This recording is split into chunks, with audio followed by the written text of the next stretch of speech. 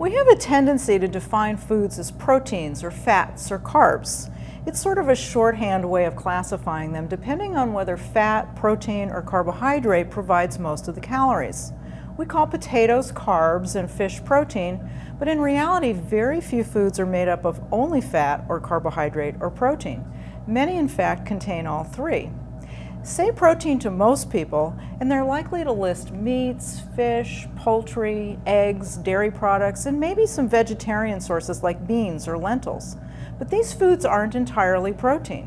When you eat meat or fish or poultry, you're eating some fat calories too.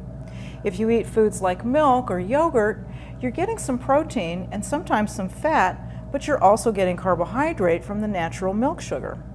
Plant proteins like beans and lentils aren't purely protein either.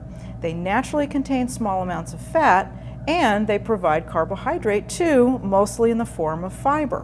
When I say carbs, you probably think of bread, rice, or pasta. And yes, these grain-based foods are primarily carbohydrate. But grains, especially whole grains, naturally contain some protein and small amounts of fat too. You don't think of veggies as carbs, but most of their calories are carbohydrate calories, and vegetables also contain small amounts of fat and little bits of protein too.